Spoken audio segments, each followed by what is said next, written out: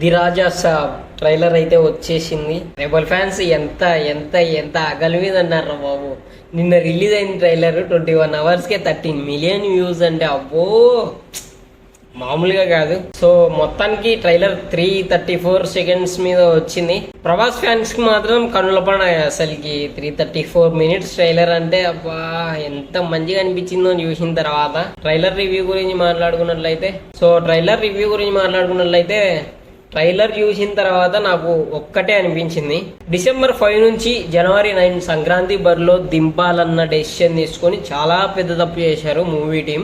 ఎందుకనేది నేను చెప్తా. ఈ ట్రైలర్ లో మెయిన్ ప్లస్ పాయింట్ ఏంటంటే మన రెబల్ స్టార్ ప్రభాస్ గారు, ఆయన కామెడీ టైమింగ్ మళ్ళీ బుజ్జిగాడు టైంలో వైబ్స్ కనపడతాయి. డైరెక్టర్ గారు చాలా కాన్ఫిడెన్స్ తో కంబ్యాక్ ఇచ్చాడు బుజ్జిగాడు లెవెల్లో. అండ్ కొంచెం వర్కౌట్ అయింది. అండ్ కొన్ని చోట్ల ఎలా ఉందంటే వెరీ ఆర్టిఫిషియల్గా అనిపిస్తుంది. ఏదో ప్రభాస్ గారిని ఇబ్బంది పెట్టి బలవంతం పెట్టి యాక్టింగ్ చేయించినట్లే అనిపిస్తుంది.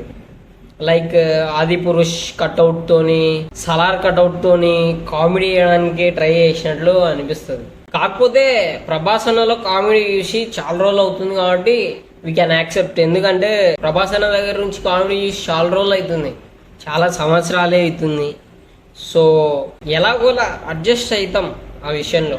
ఇంకా బిగ్గెస్ట్ ప్లస్ పాయింట్ వచ్చేసి తమన్ గారు. ఇంకా తెలిసిందే, రీసెంట్గా వచ్చిన మూవీస్ అన్నిటిని ఇలా మ్యూజిక్ తోని పట్టుకొని అలా పైకి లేపేస్తున్నాడు. తమన్ గారు రేంజ్లో దూసుకెళ్ళిపోతున్నారు. సో మ్యూజిక్ పరంగా ఈ మూవీ హైలోనే ఉంటది. ఇంకా మైనస్లు చూసుకున్నట్లయితే నాకు ఒక్కసారిగా ఆది పురుష్ గుర్తొచ్చింది భయ్య. అసలు ఈ విఎఫ్ఎక్స్ ఏంటో, హారర్ అంటే విఎఫ్ఎక్స్ అసలు పనికిరాదు. విఎఫ్ఎక్స్ అనేది secondary, main artist and makeup first. So very న్యాచురల్గా అనిపిస్తుంది ఒక ఆర్టిస్ట్ని పెట్టి మేకప్ వేసి. లైక్ ప్రేమ కథ చిత్రం చూడండి, హారర్ కామెడీ జోనర్లో మనం చాలా ఎంటర్టైన్ అవుతాం. బట్ ఈ విఎఫ్ఎక్స్ అనేది మనకంతా ఎక్కదు మైండ్లోకి. అండ్ రెండోది పెద్దగా భయం అనిపించదు, భయపడేంత ఏముండదు. చూసాం అంతే, అరే ఇంతే కదా, ఇంతకు మించి ఏముండిద్ది అన్నట్లే ఉండిద్ది జనరల్ గా. అందుకే మనకి టిఎఫ్ఐలో హారర్ జోనర్ లో పెద్ద పెద్ద హీరోలు ఎక్కువగా చేయరు. ఎందుకంటే హారర్ అనేది చాలా రియలిస్టిక్ గా చాలా బాగుండాలి. విఎఫ్ఎక్స్ అనేది జస్ట్ 30% ఉండాలి. 70% మేకప్ రియల్ ఆర్టిస్టులను పెట్టి చేస్తే ఖచ్చితంగా వర్కౌట్ అయ్యిద్ది. ఇంకా 3 హీరోయిన్లను పెట్టినారు. సంజయ్ దత్ గారు నాకైతే ఎందుకో దొబ్బినట్టే అనిపిస్తుంది.